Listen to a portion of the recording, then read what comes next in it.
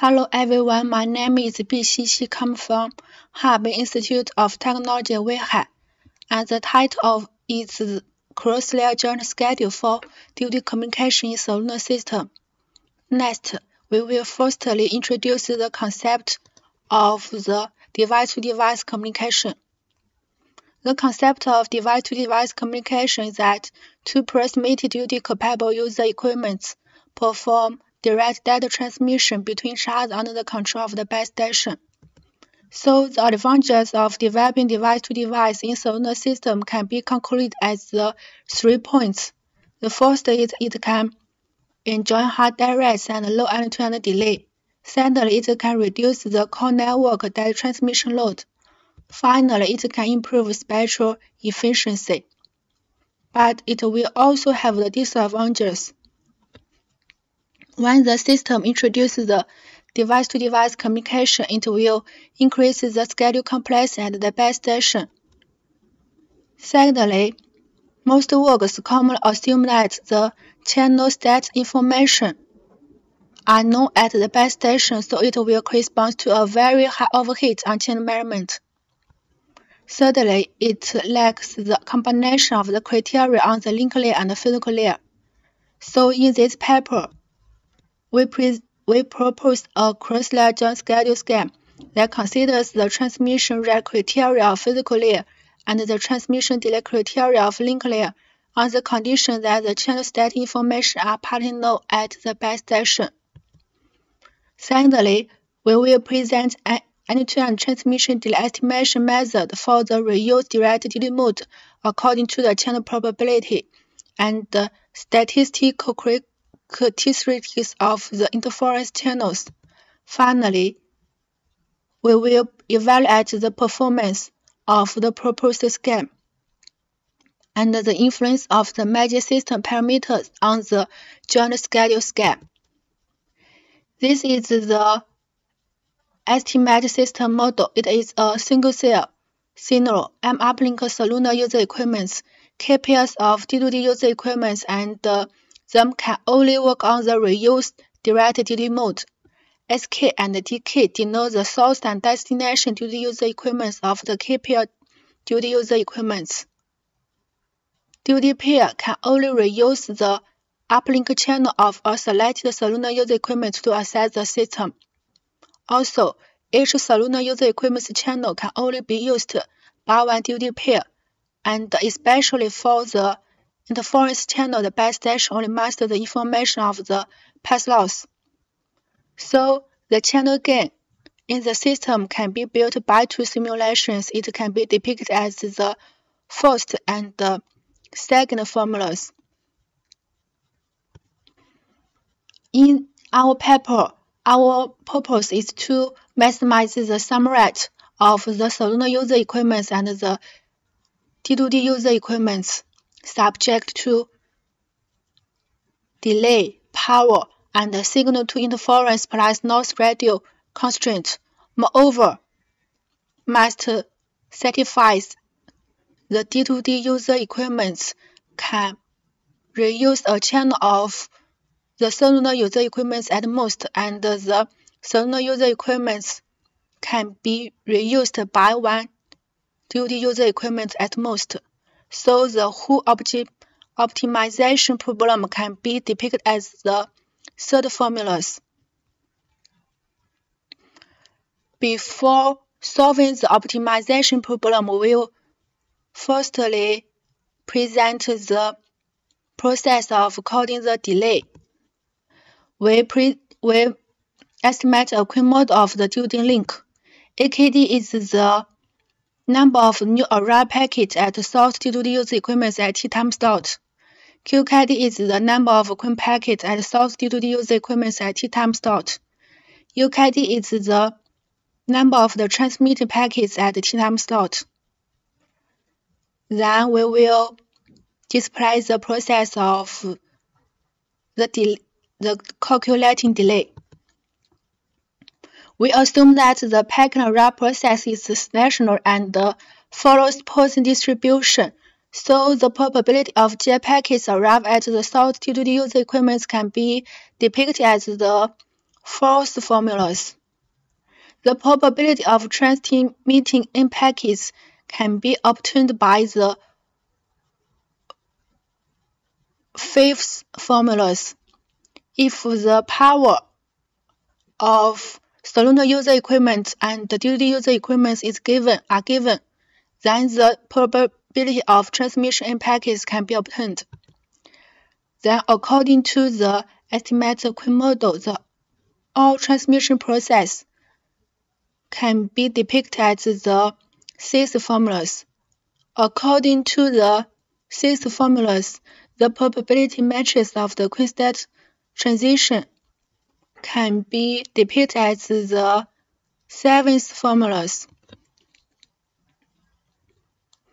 Putting the fourth, fifth into the seventh, the probability matrix of the Queen state transition can be obtained.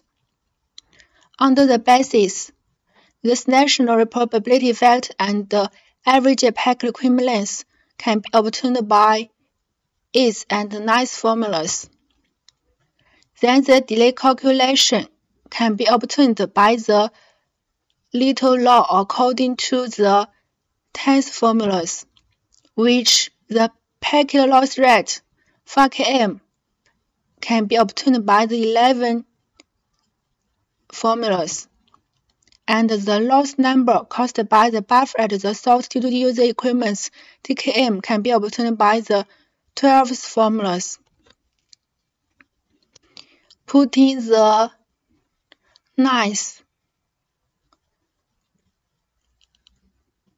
11th into the 10th formulas, the delay can be obtained. We all know the original problem is a mixed integer nonlinear programming problem.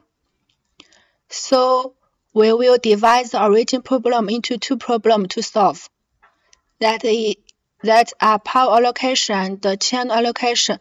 But the first thing to do first is to control the D2D user equipment to access the network. That is the access control.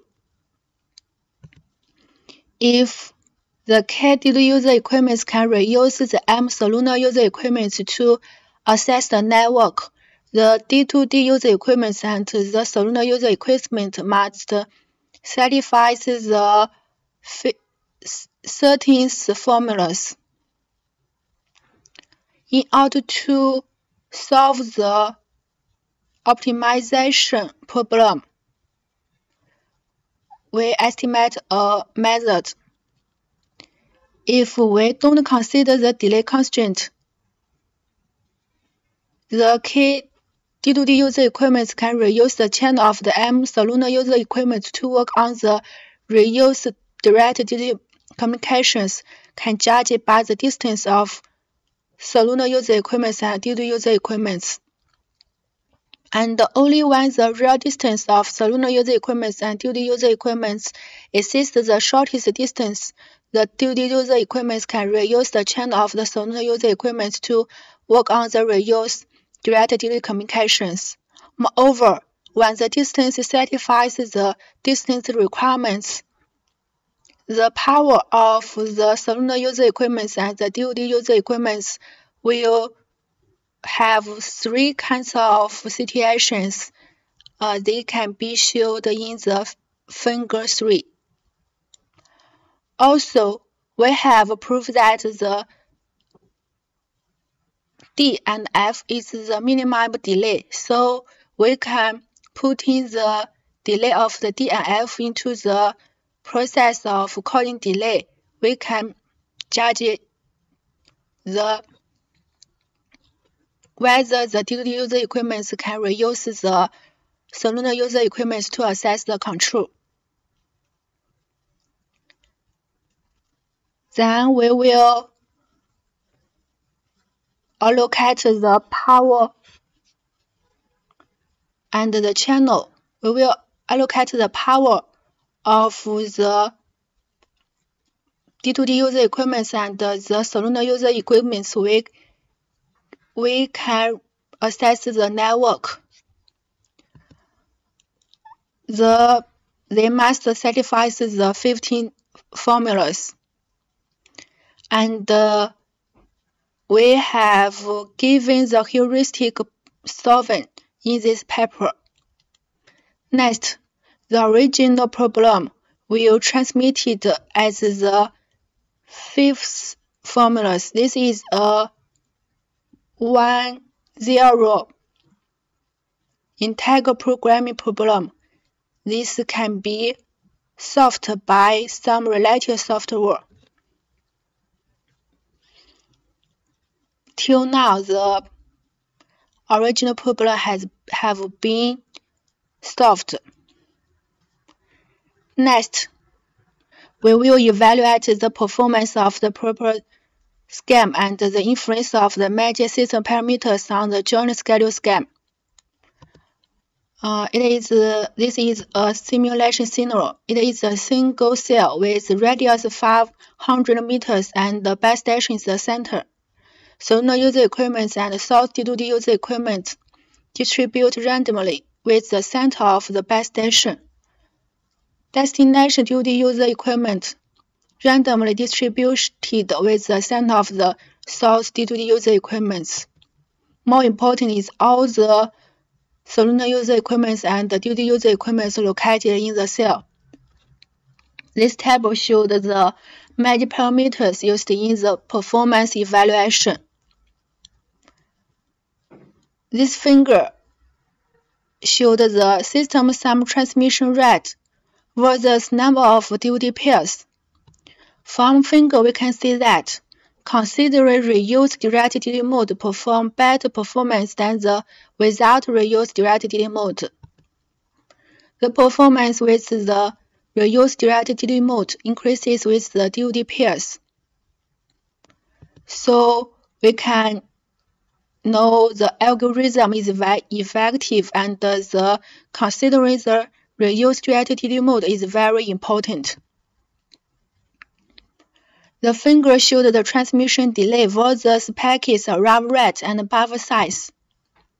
We can see that the delay increases with the packet arrival rate when the buffer size is fixed. Also, the delay also increases with the buffer size when the packet arrival rate is fixed. That is because when the packet arrival rate increases, the average packet queen length and loss rate will also increase. The buffer size increases, the average packet queen length increase. So whatever the packet arrival rate or buffer size increases, the transmission delay will increase. This figure shows the system sum transmission rate versus packets arrival rate and buffer size. From figure, we can see that the system sum transmission rate is easily influenced by the packets arrival rate when the buffer is 30 and 50, and decrease with the packets arrival rate. That is because the delay will change more obvious with the large buffer when the packets arrival rate increases, and the number of the D2D user equipment satisfies the delay constraint will decrease. So the system sum transmission rate is easily influenced by the packets arrival rate when the buffer is 30 and 50, and decrease with the packets arrival rate. This figure shows the system sum transmission rate versus maximum outage overflow probability and delay requirement. We can see that the system sum transmission rate increases with the maximum outage overflow probability and delay requirement. That is because when they increase, the number satisfies the access constraint will increase, so the sum rate of the system will increase. The above is the whole content of the report. Thanks for your listening.